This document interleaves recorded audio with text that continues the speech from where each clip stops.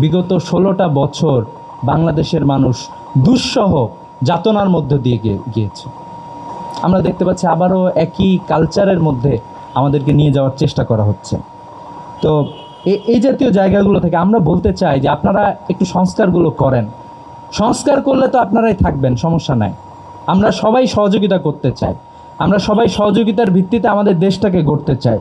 যদি সংস্কার না করে বরং আমরা দেখতে পাচ্ছি আপনারা একটা একটা করে নতুন নতুন বিষয় নিয়ে আসতেছেন।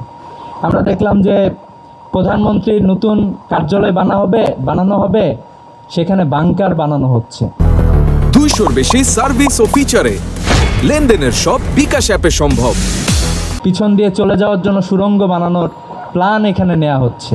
সুড়ঙ্গ বানানোর প্ল্যান নেওয়ার তো কোনো দরকারই নাই। কাজটা ভালো করেন, জনগণ আপনাদেরকে বিতাড়িত করবে না যদি কাজটা ভালো করেন।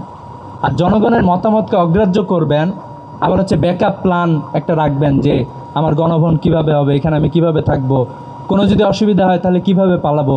যদি জনমতকে আপনারা গ্রহণ করতেন তাহলে অন্তত আপনাদেরকে এই চিন্তা করতে হতো না। আমরা বিশ্বাস করি এখনও আপনাদের শুভ বুদ্ধির উদয় হবে। তো এই আহ্বান আপনাদেরকে জানাচ্ছি, কারণ দেখেন আপনি ঢাকা বিশ্ববিদ্যালয়ে যাবেন, যায় 95% শিক্ষার্থী হা ভোটের পক্ষে তাদের মতামত দিয়েছে। র্যান্ডম স্যাম্পলিং করেন আপনি, এই প্রজন্ম চেঞ্জের পক্ষে, আপনি কেন তাদের বিপক্ষে যাচ্ছেন? বরং সেই প্রজন্মের যে মতামত, জনমত যেটাতে আছে সেটার আলোকে আপনারা নিজেদেরকে গড়ে তোলেন। তো আমরা ছাত্র নেতৃবৃন্দের ভূমিকা আসলে কি হতে পারে এই শীর্ষক আলোচনা।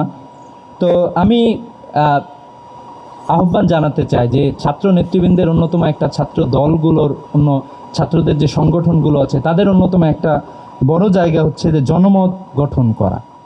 ছাত্ররাই সবচেয়ে সচেতন। আমরাই সর্বপ্রথম রাস্তায় নামছিলাম, আমাদের সাথে পুরো প্রজন্ম আসছিল, পুরো জাতি আসছিল এবং আমরা একটা পরিবর্তন সাধিত করেছিলাম। তো এই জন্য আমরা আপাতত ছাত্রদের গণ্ডির মধ্যেই আছি, কিন্তু আমরা এখন আপনাদেরকে আহ্বান জানাই আপনারা ঠিকঠাক হয়ে যান। যদি না করেন তাহলে ছাত্রদের গণ্ডি পেরিয়ে আবারও আমরা জনমানুষের কাছে চলে যাব। সবাইকে নিয়ে আমরা সচেতনতা গড়ে তুলব এবং আমরা বিশ্বাস করি সবাই আমাদের সাথে আছে।